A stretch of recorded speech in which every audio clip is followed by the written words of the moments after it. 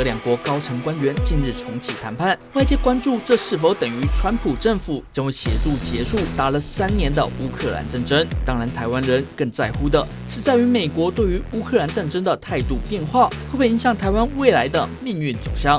出卖乌克兰，今日乌克兰，明日台湾，双种传言甚嚣尘上。曾在川普第一任期中担任过白宫副国安顾问的博明，19日接受本刊专访，他认为这些猜测都还言之过早。对于台湾来说，最重要的是在于向国际传达自我防卫的决心。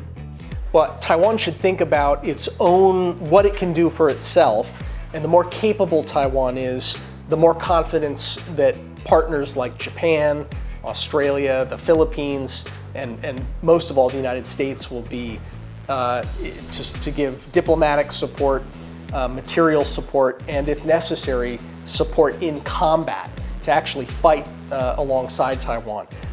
I think it's still early days as we look at this negotiation that's going on, where the United States is negotiating with Russia. If it's a ceasefire that involves heavy commitments to strengthen the security of Ukraine, meaning European soldiers, perhaps American soldiers as well, are moving into Ukraine to help them shore up their defense. That would be good for Taiwan, right? The West is no longer expending huge amounts of munitions, is not expending a lot of capital in an endless war. More of that energy, more of the money can be directed to strengthening deterrence in the Western Pacific, which would help Taiwan. So I wouldn't be fearful of a ceasefire unless it is a really poorly negotiated ceasefire. And right now it's still too early to know how this is going to turn out.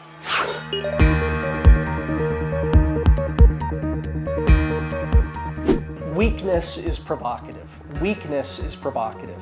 If Beijing sees that Taiwan is strong, it is far less likely to try to attack or coerce Taiwan. It's easier to defend your home than it is to go attack someone else's home.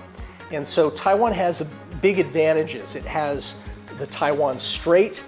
That's why I refer to it as a 非常的护城河, right? This idea that the strait itself is a great defense for Taiwan. Taiwan has very few places where you can land safely if you are an invader, and it's compact enough that the troops can be trained to defend those beaches, those landing places, the openings to those ports, so that Beijing will look at that and say, this is too hard. This is just too difficult to try. I don't think Xi Jinping will try if he believes that he's likely to fail. He will only attack if he thinks he's very confident that he will win.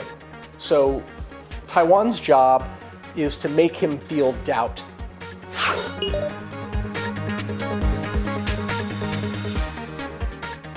Well, it's definitely a big step in the right direction. I was very concerned with headlines just a few weeks ago that said that Taiwan's legislature was seeking to reduce Taiwan defense spending as a percentage of GDP. Remember, this is all relative. Even if Taiwan is increasing its spending, but at a slower rate than GDP is expanding, that means that your ratio of defense spending to GDP is declining. That would be a very negative signal to President Trump. So this special budget that President Lai has announced is a very positive sign to get Taiwan to above 3% of GDP defense spending. You want Taiwan to be going in lockstep with the United States, or even moving ahead of the United States to get to more than 3%, above 3%, even 4% and higher. That will send a very positive signal to President Trump, because that is the most important measure he looks at. When I worked for him and he would ask me about what one of our allies was doing, the first question he had was, what are they spending on defense as a percentage of GDP? You want the answer to be Taiwan is going up, that it's exceeding American defense spending and seeking to go even higher. that will give him confidence that Taiwan should not be doubted, right? You don't want to promote 一台论 in Washington.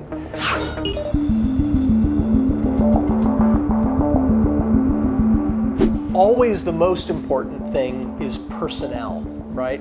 It's people. When I was a Marine officer, we learned positions were very rarely destroyed by an enemy.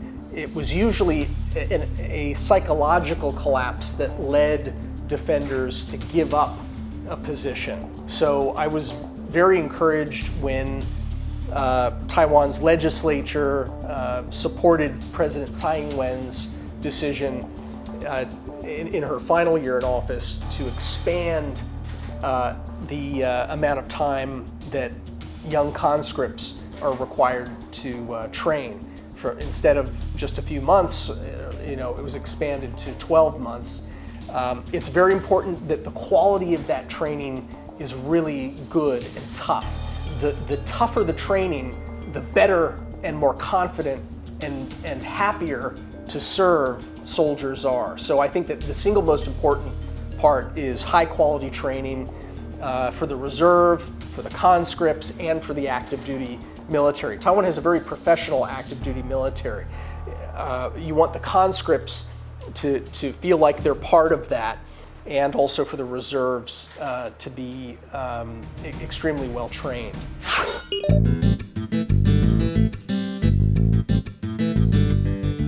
This whole of society resilience piece of it is something that I think is new for Taiwan and very welcome. This is a very good concept, because when a society is attacked, it's not just the soldiers who bear that burden. It is the entire society. Everyone is going to feel the shock. So the more that Taiwan does to prepare the whole of society, the more confident Taiwan can be that it could win a conflict, that it can survive and persevere through a conflict. And that is the message that you want to be broadcasting to Xi Jinping in Beijing. You remember when Ukraine was attacked, Ukraine was very effective at communicating what was happening to the outside world. Taiwan has to be able to do that too, knowing that China is going to cut all of your undersea cables. They're already doing it, right? They are already trying to bully Taiwan. They're already trying to demonstrate that they could do an information quarantine. So that means that you have to have satellites that are capable. You have to be able to launch more satellites quickly if China starts to use lasers or other means to damage existing satellites. So food and agriculture, having backup plans so that people have sufficient food in their bellies for what could end up being a long crisis. So I think whole of society is exactly the right concept. And a very good example of that is Israel. Most of the military in Israel is reserve. Almost everyone has to do military training, and they do it for longer than a year. And then once they've trained, they stay with the same unit for another couple of decades. So if there's a crisis, they know where to report and who their commander is and who the other sergeants and corporals are in their unit. So they're able to mobilize very, very quickly. So even when they suffered a horrible surprise attack, within 24 hours, that whole country had mobilized. They were able to win a multi-front war in about a year. And we don't want Taiwan to have to fight a war. The whole way to avoid a war is to show that you can win. That is the essence of peace through strength. Israel has just withstood a major war in large part because the entire society was resilient.